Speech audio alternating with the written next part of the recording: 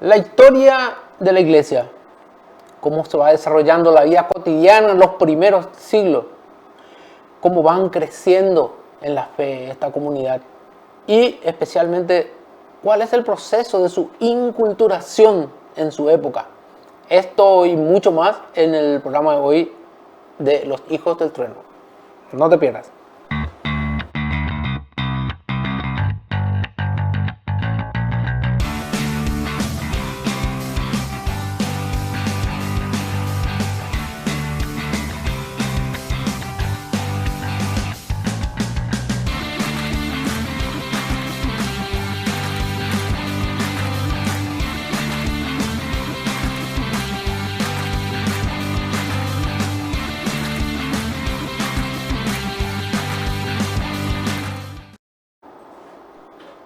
Feliz día de la Santísima Trinidad para todos ustedes. Bienvenidos a este nuevo capítulo, el número 22 de nuestra serie de programas de Hijos del Trueno, que transmite en vivo y en directo desde los estudios de Ñan de Yarañé en la parroquia San José Obrero. Un programa que queremos que sea muy especial, muy diferente, así como el público mismo que nos está acompañando domingo a domingo. Un público especial y un público diferente. Y para que este programa sea agradable y sea de aceptación de todos ustedes, quien me acompaña siempre, mi hermano Derly Bordón. Derly, feliz Día de la Santísima Trinidad. Feliz Día del Padre, Charlie. Y feliz Día del Padre, sí, muchísimas gracias. Feliz Día del Padre para todos los padres que nos están siguiendo a nosotros. En especial un fuerte abrazo y un cariño para nuestro papá Juan Carlos. Juan Carlos, sí, entonces, claro. Un fuerte abrazo desde la distancia. Hoy esta mañana ya nos vimos, así que nos encontraremos solamente para el mediodía nuevamente. Y felices para todos los padres de hoy. Una cosa que yo siempre le digo a algunos alumnos míos, ¿sí? Que seguramente tienen algunas rencillas con sus papás por algo de motivo, yo le digo felicitarle al menos porque decirle papá, gracias por traerme a la vida. Al menos algo productivo habrá hecho tu papá y bueno, te trajo a la vida. Al menos por eso claro, felicitarle porque está en este mundo gracias a él y a tu mamá, ¿verdad? Entonces, feliz día, feliz domingo para todos los padres y un programa especial también, Charlie, por los temas que tenemos que tocar hoy y sobre todo también comentarle un poco que están ya abiertos nuestros WhatsApp para que se puedan contactar con nosotros si quieren enviarle saludos a sus padres o a agentes especiales. Nosotros acá tenemos abierto ya el WhatsApp para que podamos interactuar entre ustedes y acá con nosotros. Así como estaba diciendo Charlie, estamos en vivo y en directo y todo lo que nosotros pasamos acá, va a ser espontáneamente van a estar recibiendo justamente todo lo que es la respuesta y los comentarios. Hoy tenemos el santo del día, Charlie, que hemos elegido. Como siempre hubo bastante un tira y afloja entre todos, ¿verdad? Estábamos con San Efrén, San Antonio de Padua, hubo unos cuantos, pero de entre todos el que se destacó, que a mí me llamó mucho su vida y la forma en que vivió el Evangelio, justamente hizo que le elijamos a San Onofre, el santo de hoy. San Onofre es un santo poco conocido y como este programa aspira a divulgar luces y divulgar cosas que no generalmente la gente lo maneja, entonces hemos elegido por él. Él era un ermitaño, su fiesta es el 12 de junio, justamente el día de la paz del Chaco, fue que cayó y que cae anualmente a San Onofre. San Onofre también fue conocido como el ermitaño del desierto. Él siempre vivió alejado de todo, alejado de la civilización, alejado de los lujos del mundo. Por lo tanto, quien estamos viendo ahora en pantalla es el que registró la vida de San Onofre, porque San Onofre no escribió nada. Él no tuvo ninguna acción de escritura. No. Solamente su vida. Ya. Sería como su... Agiógrafo. Su Padawan. Sí, sería como su Padawan, exactamente, en el cual Onofre era el Jedi y él era el Padawan que le seguía. Pero vamos a empezar del principio para poder entender un poco la vida de San Onofre y por qué él se decidió a ir a vivir de esa manera, ¿verdad? San Onofre, por ejemplo, como vimos recién, ¿verdad? Quien registró su vida era el abad Pafnucio. Pafnucio, según la tradición, lo encontró justamente a San Onofre un poco antes de su muerte. Viajó en muchos lugares para poder encontrar con alguien que decían que era un santo que vivía en las montañas, escondido. Y ahí se fue Pafnucio y le encontró a ella en sus últimos días de su lecho de muerte. Y Onofre ahí le dijo, te voy a relatar mi vida. Y ahí empezó él a escribir. Por lo tanto, así es que ahora se tiene constancia de la existencia de Onofre, de su vida y de todo lo que él pasó. Entonces vamos a empezar. Se cree, Onofre había olvidado ya la fecha de su nacimiento, pero sí el año lo recordaba bien, que era el año 320, ¿verdad? La historia de Onofre dice que sus padres no podían tener hijos. Entonces, la mamá, que era devota, le pidió ayuda a Dios y dice que milagrosamente, a su edad avanzada, le tuvo a Onofre. Muy paralelamente con Abraham y Sara, mucho paralelismo ahí. Por lo tanto, le tuvo. Pero ¿qué pasó? Cuando tuvo embarazada de Onofre, el padre empezó a sospechar, porque era algo raro. Entonces, tuvo celos de Onofre. Entonces, cuando nació Onofre, le dijo a su criado, porque, otra cosa, Onofre era de cuna alta. Su familia era una familia muy pudiente, y vivían en el Alto Egipto, ¿verdad? En esa época. Y entonces, cuando nació, su padre le dice, lanzadlo al fuego, porque ese no es mi hijo. No creyó que su esposa llegara a tener hijos. Y se le tiró al fuego a Onofre y de ahí salió ileso. Entonces, su vida ya empieza con una prueba de fuego, que básicamente es lo que va a marcar su vida, a fuego. Esas pruebas que de entrada, luego ya que hace al nacer, pues entonces toda su vida fue así. Ese fue el primer milagro que hizo ya Onofre en su vida, el de salir ileso del fuego que le tiró su papá. Con eso se convierte su padre al cristianismo. Y le sigue, porque su mamá le dijo, esta es obra de Dios, este es un hijo de Dios.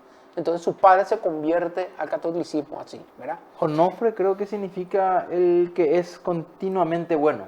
Es el continuamente nuevo. Sería su traducción del griego. Del griego. Así mismo, Ederly. Tenés razón. Entonces, es importante también para la audiencia de que cuando tenemos nosotros nuestros nombres que nuestros padres nos pusieron, ¿verdad?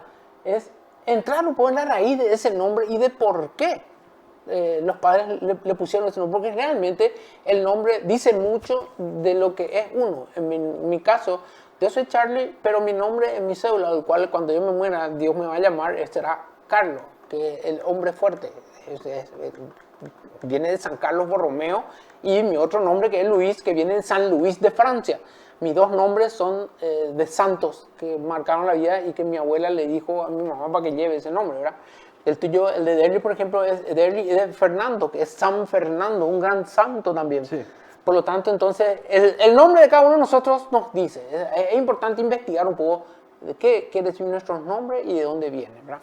Vayamos a San Onofre, ¿verdad? Sí, señor. Entonces, desde niño estuvo rodeado de lujos y comodidades justamente porque él vivió en un palacio y conoció muy poco la pobreza.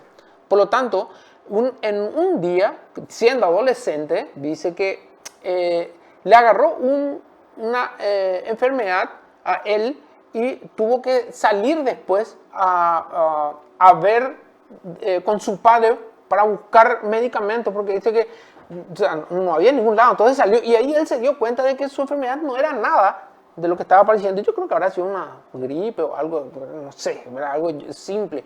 Porque dice que él se quedó sorprendido de que en el pueblo y donde se fueron a buscar para su remedio había mucho más pobreza y mucho más sufrimiento, y eso le convirtió. su sufrimiento hizo de que vea de que había gente que sufría más que él.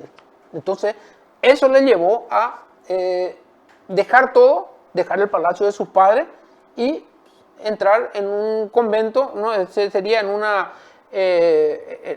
dice que se fue en un convento de Abaje, ¿verdad?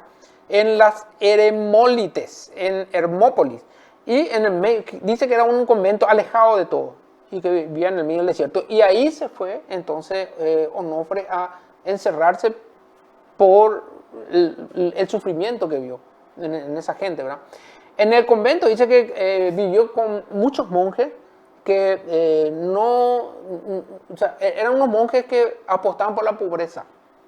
Entonces, siendo de ahí, es que él dice que durante una hambruna que asoló, justamente el convento, la Virgen María dice que le salvó a Onofre de morir de hambre y eso otra vez le convirtió a él en salir del convento y buscar aún más la pobreza. O sea, renunciar ahí a todo, porque se dio cuenta que incluso estando con los monjes, él tenía cosas y había mucho más sufrimiento, entonces él dijo, no, tengo que renunciar a todo. Y después de ese milagro, le había dicho que si me salvaba yo voy a entregar mi vida, la Virgen le salva y él se entrega de todo. Dice, según la tradición que San Pafnucio anotó, ¿verdad? Que él mismo le contaba, una columna de fuego le guió hasta la cueva donde iba a pasar el resto de su vida, donde se estableció en una cueva, ¿verdad? Allí vivió durante 60 o 70 años, ya incluso él había perdido la cuenta, ¿verdad? De cuántos años estuvo ahí, completamente apartado del mundo. Su vestimenta eran, como lo vemos, sus propios cabellos y su barba, no usaba ropa. Mira, pues, imagínate, crecieron abundantemente su pelo, su barba, que lo cubría o sea, completamente, y de eso él se abrigaba. Se alimentaba principalmente como San Juan el Bautista, que era el santo que tenía de ejemplo, era San Juan el Bautista. Por lo tanto, dice que él comía dátiles, agua y raíces, de eso se alimentaba. Pero la leyenda que Pafnufio también recogió sobre su vida en esa ermita, dice que le traían cuervos, creo que hay una imagen por ahí que pasó recién Arnaldo, que un cuervo le traía pan o alimento. Y los domingos dice que aparecía una imagen de luz que le daba la comunión todos los domingos. No se sabe quién era. Ahí está, esto es como a él se le reconoce. Unas barbas, ropas de plantas o de hojas y el cuervo. Y ahí hay otros animales también que le traían a él de comer. Como San Juan el Bautista, ¿verdad? Pero dice que los domingos le traían un ángel. Después dice que Pafnufio, cuando escuchó la vida de él, empezó a caminar durante muchísimo tiempo para buscarle a él, que fue cuando le encontró y dice que se sorprendió. Se sorprendió porque vio una persona descuidada, una persona que parecía harapienta, pero que no, porque no tenía lo ni harapo. O sea, tuvo miedo. Tuvo miedo porque le encontró a una persona muy así, ¿verdad? Imagínate una persona que tiene todo cubierto de... Antes pensamos que era bombero o algo así, ¿verdad? Creo yo. No, ¿verdad? Entonces dice que Onofre le reconoció a Pafnufio por su corazón. Se tenía también ese don por lo visto. Y le dijo Onofre, sígueme que yo estoy con Dios. Y después de eso Pafnufio le siguió a su cueva. Y ahí se quedó con él hasta su muerte, en el cual él le fue relatando todo lo que le fue pasando. Dice que él le acompañó hasta el último día de su vida, que fue el día 12 de junio, cuando partió a la casa del Señor Onofrio, y todo eso lo registró él. Según cuenta la tradición, que Pafnufio mismo, él lo relata, dice que cuando murió, se escuchó un coro angélico que estaba cantando. Él escuchó un coro angelito cuando falleció Onofre. Y mientras él, como estaba alejado en una cueva, le tuvo que enterrar Pafnufio a Onofre, dice que vinieron leones mansos y le acompañaron para cuidarle mientras el entierro, y dice que miraban y se lamentaban los leones durante todo el... sí, es increíble, ¿verdad? Tenemos también que tener en cuenta de que la vida de San Onofre fue un ejemplo para muchos otros santos. Por ejemplo, el cura de Ars, El cura de Ars siguió muchísimo el ejemplo de San Onofre acerca de su renuncia y a su deseo de ser alejado del mundo. Es más, el demonio le tentaba al cura de Ars, le decía, Vianney, ¿por qué no te vas? ¿Por qué no dejas? ¿Por qué? Porque Vianney quería ser como San Onofre. Le gustaba mucho alejarse, irse a las cuevas. O sea, era un deseo que él tenía. Por lo tanto, fue un ejemplo también para los sacerdotes posteriores la vida de San Onofre. San Onofre fue, hasta ahora, es considerado como patrono de los tejedores, patrono de todos los trabajadores, obviamente, y también se le invoca a San Onofre en causas difíciles o muy urgentes. Para aquellos que desean conseguir una casa propia, San Onofre es el indicado. Su figura también fue inspirado a creyentes para buscar la simplicidad y para no apegarnos a las cosas del mundo. Hay veces que tenemos mucho apego a las cosas o queremos estar a la moda.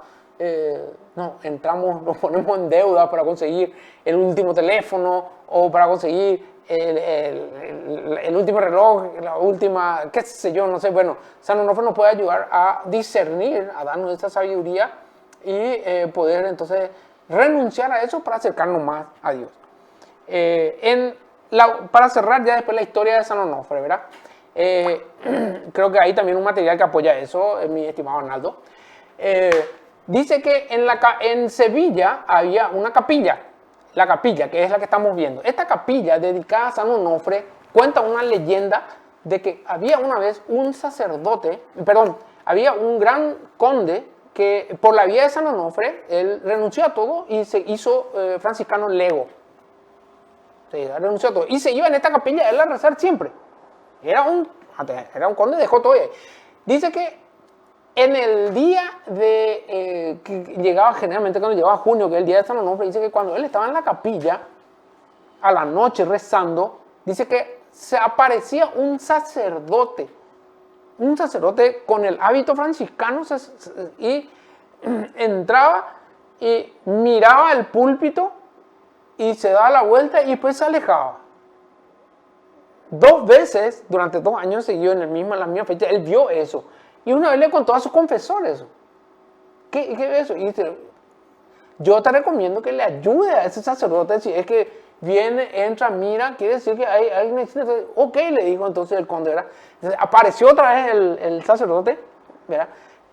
Y se fue y dice que le ayudó durante toda la noche. Y le preguntó, ¿por qué estás acá? Le dijo. Y lo único que le dijo es, mi muerte es necesaria. Así es lo que le dijo, en latín. Mortus, no sé qué cuándo, ¿verdad? Lo que sí que dice que terminó todo el servicio de la misa y frente a él el sacerdote desapareció y fue también un día 12 de junio del día de San Onofre. Esa es la historia del fantasma de San Onofre.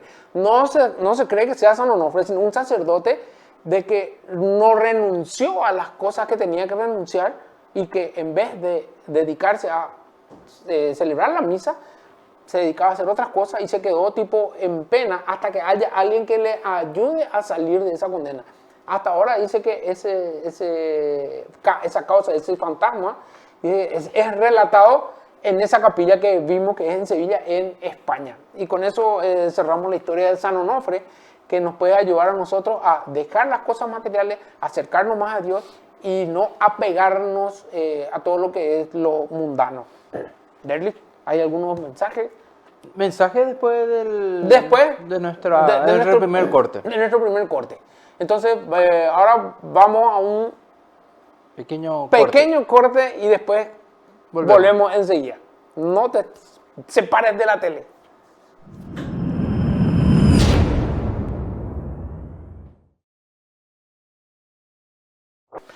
Bienvenido de vuelta a nuestro programa y vamos a empezar con este bloque justamente viendo los contactos, los mensajes de la gente que nos envían acá en el programa. Derlich. Sí, los mensajes estamos teniendo, nos escribió Raúl Cáceres, también diciéndonos feliz día. Blanca y Juan Carlos también nos escribió ayer, gracias, amén, dice. Evelio, hoy nos escribió Evelio. Ah, Qué sí. bendición. Eh, Otro programa más con usted. Dios lo Eso es bendiga. importante de Belén. ¿Sabe quién nos escribió, Charlie? No, ¿qué? Tomás Ortega. No va a Sí, ser. Tomás Ortega. Gran saludo al doctor Tomás Ortega. Mira Sí, un poco. señor. Mira que Ortega es una persona que desde que yo le conozco es muy... ¿cómo se llama? La persona que defiende la fe. Que hace... la palabra. El que hace defensa de la fe. Ah, tipo teología fundamental. Sí, ¿verdad? hace como teología fundamental, justamente. Y tiene un voluntariado con los presos en la cárcel de Tacumbo. Ah, qué bien. Sí, ese es nuestro amigo Tomás Ortega. Arnaldo, también, feliz Día del Padre. Y Nilton, buenos días, feliz Día del Padre. Charlie Derly, que pasen súper bien. Maravilloso día, excelente. La charla de ayer, Charlie. Dice. Ah, Entonces, sí, muy bien. claro. Habla poco a poco de la charla Que de ayer, Charlie. ayer para comenzar justamente, después. como habíamos hablado el domingo pasado, que yo les había invitado a la gente para que se vayan a la charla de Pentecostés, pues bien, realizamos incluso con la intensa lluvia que nos agarró justo en la hora que iba a ser nuestra charla, pues tuvo bastante gente, como estamos viendo, ¿verdad? Todos fueron muy entusiasmados para la charla. Y estuvimos ahí casi 3 horas hablando del Espíritu Santo, hablando de la Santísima Trinidad, hablando de Pentecostés. Y luego de eso hubo un sorteo en el cual estuvimos regalando cuadros de La Oveja Perdida, que es otro proyecto que tenemos en el cual podemos escuchar podcasts, en el cual hay siempre reflexiones. Y básicamente esos son todos los que participaron dentro de la charla del Pentecostés de los Hijos del Trueno. Acuérdense de que con ese número de contacto que ustedes tienen, pueden ahí solicitar los servicios de los Hijos del Trueno para darle charla en su comunidad o en su parroquia. Las charlas siempre pueden ser de algún tema específico, como en este caso fue Pentecostés, pero los temas pueden ser credo, Biblia, pueden ser también San Pablo o incluso espiritualidad conyugal, que también lo desarrolla Derry. O sea, hay muchos temas. Ustedes pónganse en contacto y los Hijos del Trueno nos vamos a su parroquia a poder realizar este tipo de servicio. Lo importante también que estos servicios nosotros, ¿cómo los cobramos? Pues siempre es con las ayudas de ustedes. Los padrinos y los auspiciantes son los que hacen que este programa día a día le estemos trayendo estos materiales para compartir con ustedes y que puedan así ustedes aumentar su conocimiento y su amor a Dios y a la iglesia. Tenemos distintos niveles de padrinazgo, tenemos ángeles, arcángeles, apóstoles, santos, patronos, cardenales, desde 50,000 hasta 400,000 ustedes pueden aportar y a cambio los Hijos del Trueno le estamos dando en agradecimiento las menciones correspondientes acá en el programa. Y también tenemos vasos, como estamos viendo ahí, este de arriba que es así, ¿verdad? Este que es un térmico, el otro, este es un llavero de piedra, y más allá vasos, pulseras como las que tengo. Todo eso son formas de agradecer a ustedes el hecho de que sean padrinos nuestros. Pero si no pueden todavía o tienen algún momento adelante querer ayudarnos, pues ahora mismo ya ustedes pueden ayudarnos siguiéndonos en nuestras redes, dándole me gusta, suscribiéndose al canal, compartiendo y comentando. La mejor manera de que nuestro programa llegue a más gente y se pueda extender, haciendo este programa mucho más, con mucho más alcance para todos. Y viendo ahora, como habíamos prometido, el tema de hoy que queríamos hablar es la iglesia primitiva, las primeras iglesias, sus fundaciones, cómo se desarrolló la vida cristiana, cómo se fue desarrollando la creencia. Y lo más importante, ¿cuál fue el proceso de inculturación de la iglesia dentro de cada época? Para eso, entonces, vamos a escucharle un poco a Derly para que nos empiece diciendo cómo empezó todo. Creo yo, Derly, que empezó todo con Pentecostés, si no me equivoco, ¿verdad? Así mismo, Charlie. Antes de comenzar el tema de la iglesia en los primeros siglos, Primeramente también ayer en la jornada que hizo Charlie estuvo un matrimonio, imagínense, siendo sus 30 años de casado, Liz y Rufo, felicidades por sus 30 años de matrimonio, estuvieron también participando ayer en la charla de Pentecostés de Charlie. También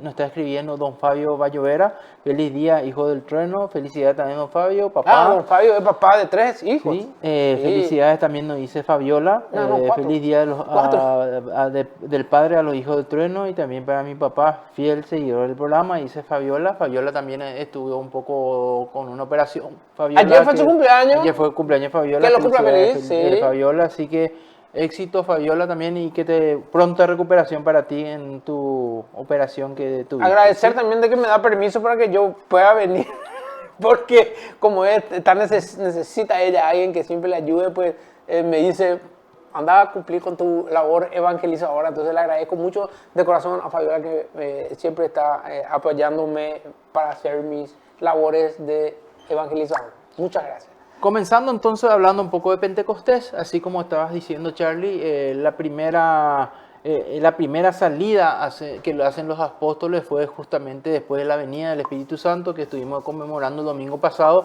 A partir de ahí ellos tienen la fuerza para salir afuera donde estaban ocultos y entonces ahí comienzan los apóstoles en su labor misionera entre los judíos.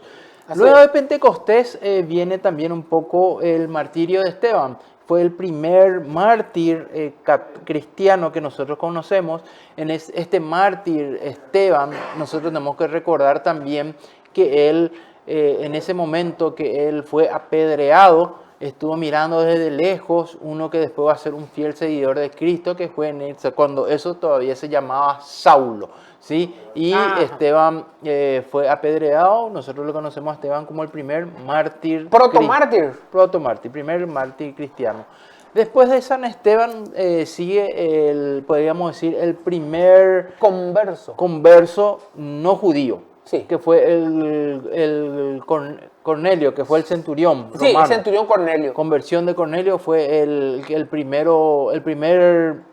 podríamos decir que fue... El primer converso del catolicismo sería ese, ¿verdad? Fue un centurión romano, ¿verdad? Centurión romano, sí. Ahí estamos viendo la imagen de cómo fue la conversión de Cornelio. El primer centurión romano, entonces podemos decir que ahí la iglesia abre las puertas a los gentiles, a los paganos. Claro. Y que normalmente decíamos que era exclusivo para los judíos. Después de eso viene la famosa conversión, podemos decir la conversión de San Pablo, que inicia con Pablo, nosotros podemos decir que inicia el cristianismo a expandirse en todo el Mediterráneo oriental con Pablo. Pablo también hace, y podemos lo que nosotros conocemos ahora como el primer concilio. Creo que Pablo lo hizo justamente defendiendo un poco a los no judíos para que puedan ingresar dentro del cristianismo. Entonces se crea un pequeño concilio entre Pablo, Bernabé, Pedro y todos los otros apóstoles, en el cual ellos a través de una carta ellos coinciden y dicen, bueno, no hace falta que se cumplan todos los ritos judíos para que uno pueda permanecer dentro del cristianismo. Entonces con eso también hacemos hincapié que el concilio de Jerusalén hace que la iglesia traiga también a todos en la conversión, sean judíos o gentiles o paganos. Entonces a partir de ahí nace un poco las primeras comunidades cristianas, da su origen un poco en Judea, Siria, Asia Menor, Grecia y Roma. Entonces los cristianos a partir de ahí también sufren persecuciones en todo Oriente. Entonces comenzamos ya con las persecuciones. Acuérdense que los cristianos eran calcinados, eran apedreados. Eran enviados incluso a los leones en los circos de Berlín. Es más, hay crónicas que relatan de que en las persecuciones de Nerón y de Diocleciano, ¿verdad? Dice que le agarraron a los cristianos, le untaban de aceite y le ponían por unos pilares de madera y le encendían fuego para utilizarlo como antorcha humana para sus juegos de gladiadores o de comida, en el cual le tiraban a los cristianos y le daban de comer a los leones para diversión del pueblo romano. Esa era la primera época muy sufrida de los cristianos. los cristianos De en los su comienzo, primeros, ¿verdad? de De los los primeros cristianos. Así. El gran perseguidor de los cristianos en realidad fue Diocleciano, hasta el año 300, ¿sí? Donde el cristianismo se empezó a expandir. A pesar de estas persecuciones, el cristianismo se fue creciendo, ¿sí? Hasta que en el Edicto de Milán, en el 313, se concede a la iglesia la libertad de culto público.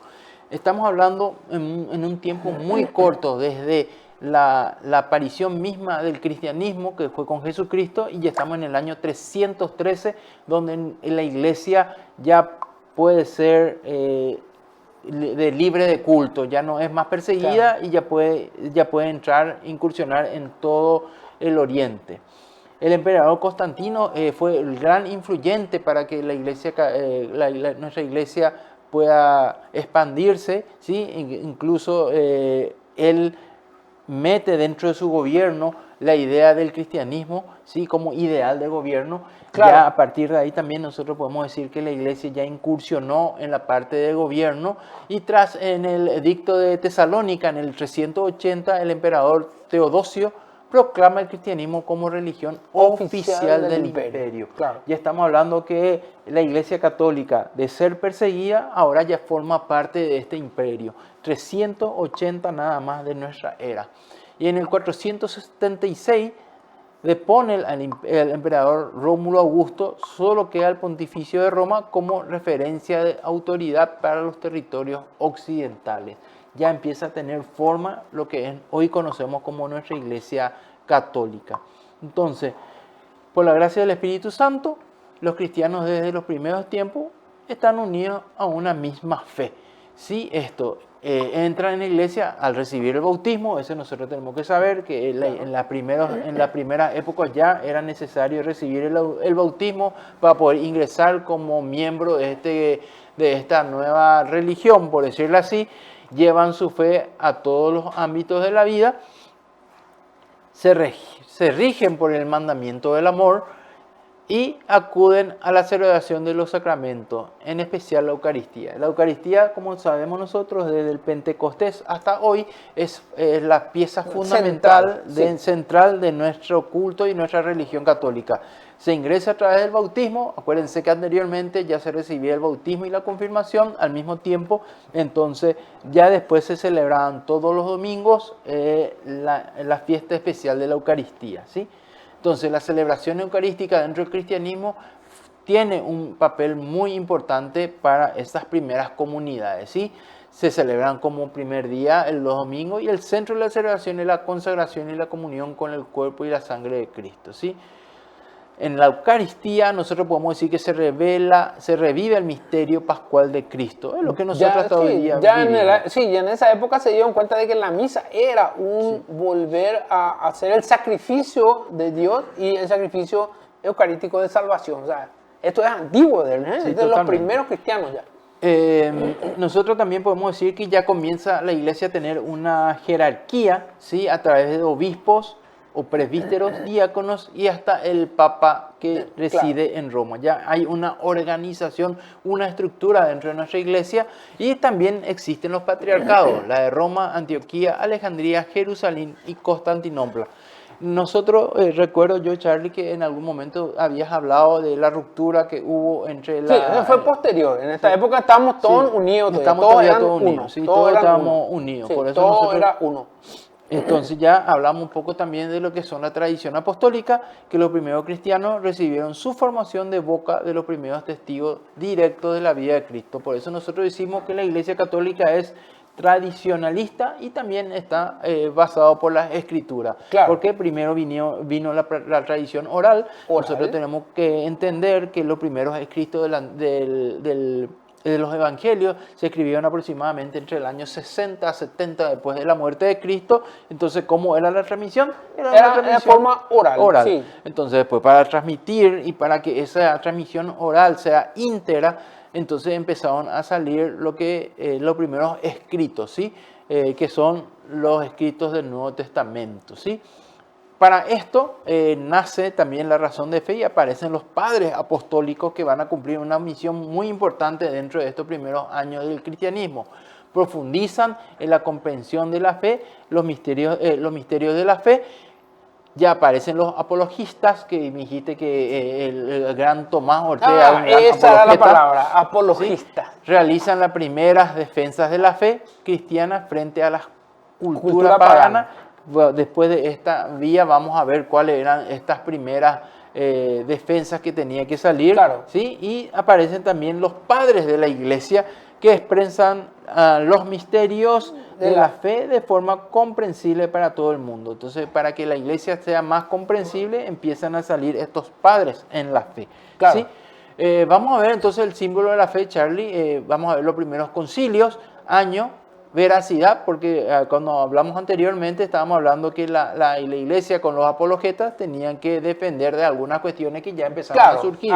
Sí, habían diferencias ya de acuerdo a las creencias y qué es lo que estaban transmitiendo de acuerdo al Evangelio, y evidentemente para poder corregir esas tendencias empiezan a salir justamente los concilios, y el primero fue el de Nicea en el 325, justamente frente a un personaje nuevo que es el arrianismo. Arrio decía que Jesucristo no era totalmente divino. No era divino. Él decía eso, sí. Él decía eso. Entonces empezó a surgir una fuerte corriente y había gente que creía en eso, entonces hace necesario un concilio, y este concilio y en el 325 habla de la veracidad definida de tanto la Trinidad de las tres personas divinas y que Cristo también es una persona divina. Así es.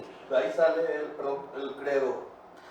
Sí, justamente ahí se fue justamente la necesidad, gracias mi estimado Arnaldo, justamente la necesidad de que todo el público conozca y recite un credo que atestigue justamente qué es lo que realmente está creyendo, que es el credo niceno-constantinopolitano que viene posterior. O sea, ahora justamente vas a hablar sobre eso. Sí, entonces en el 381 ya Constantinopla, se llama el Concilio de Constantinopla, el 381, ya hablamos un poco de lo que decía el macedonianismo, ¿verdad? Donde ya hablaba de que la fuerza de la Santísima Trinidad, del Espíritu Santo, ya no tenía mucho poder. Claro, no tenía poder. ¿Por qué? Porque estaba el Padre y estaba el Hijo, y que el Espíritu Santo era tipo algo que rellenaba nomás. Entonces, este concilio lo que hace es decir de que tanto el Padre como el Hijo, como el Espíritu Santo, los tres son una persona y los tres tienen el mismo poder y la misma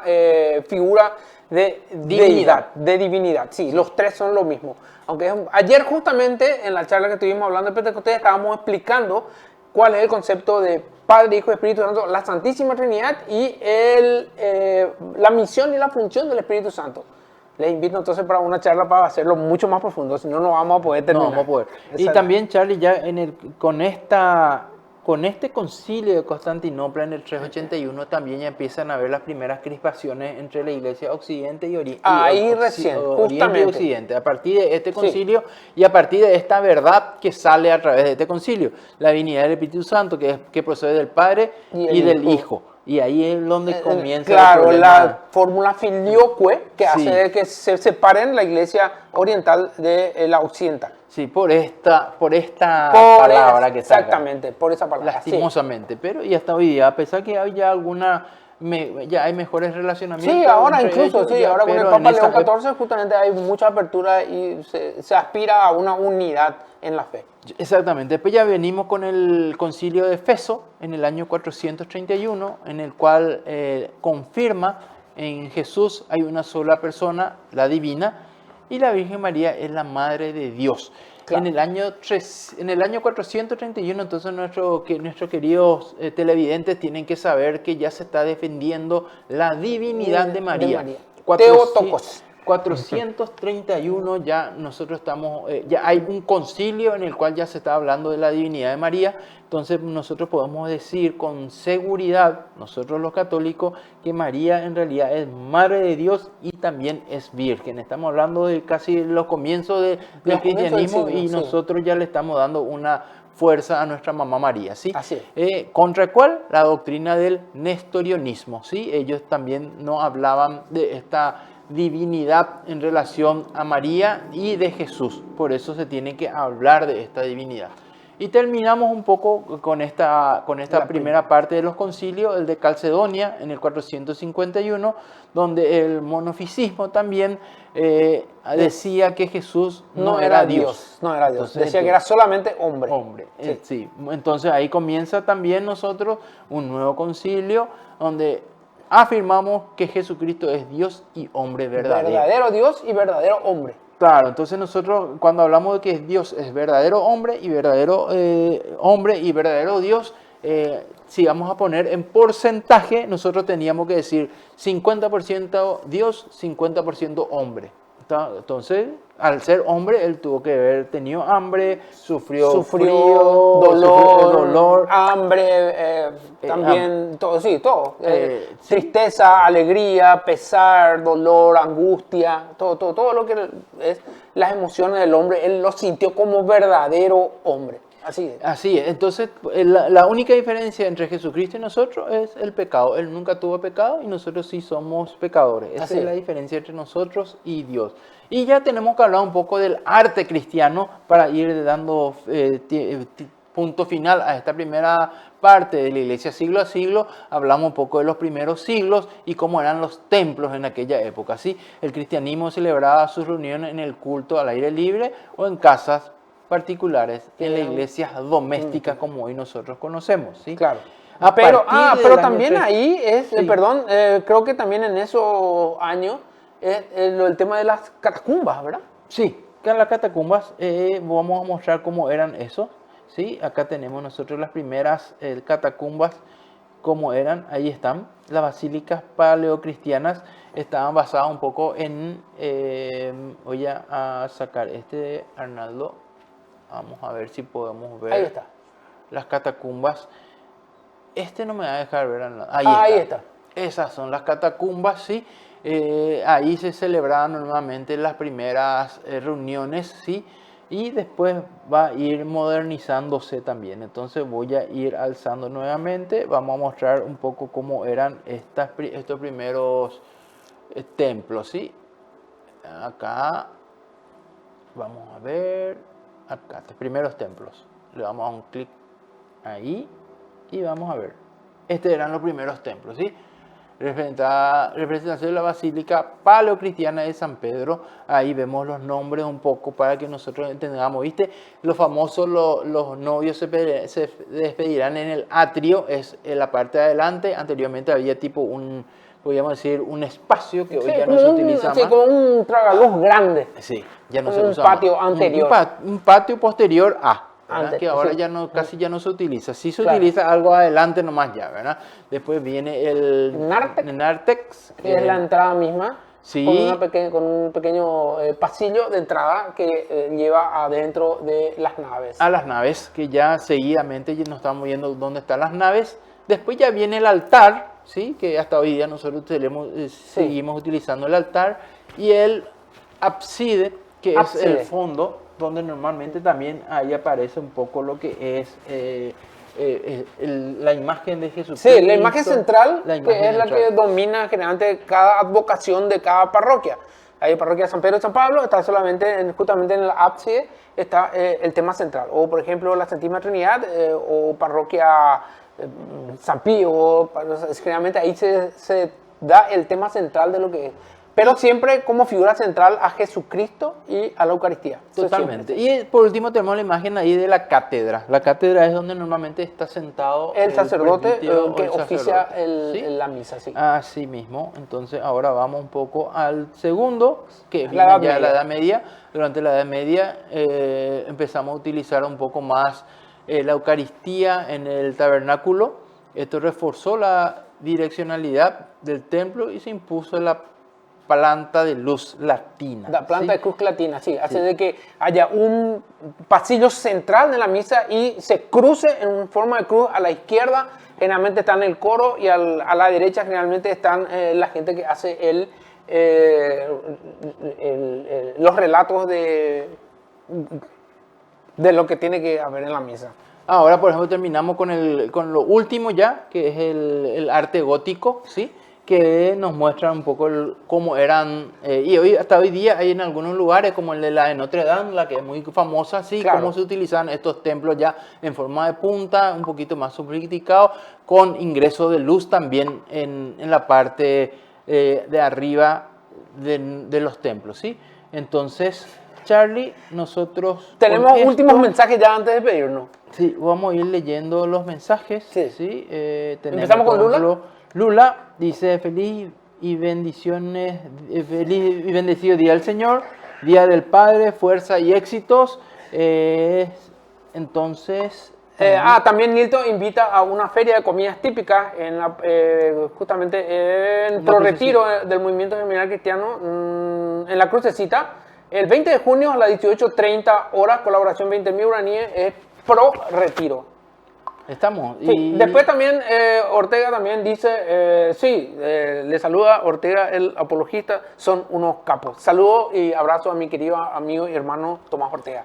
Bueno, con esto nosotros estamos terminando nuestro programa de hoy. Sin bien agradecerle a todos los que nos han podido seguir nuevamente en el canal 25 de Ñane Yarañé en Tigo. Y también agradecerle una vez más a nuestros productores, a Arnaldo, que siempre está con nosotros. También feliz día del Padre, Arnaldo, para ti. Y para nuestro amigo El tío Evelio. el tío Evelio, que también está siempre con nosotros acá haciéndonos el aguante. Claro ¿sí? que sí. Gracias a todos por seguirnos y le esperamos nuevamente el próximo domingo, Dios mediante. Y no se olviden. no se olviden siempre, tengan la obligación de ser felices.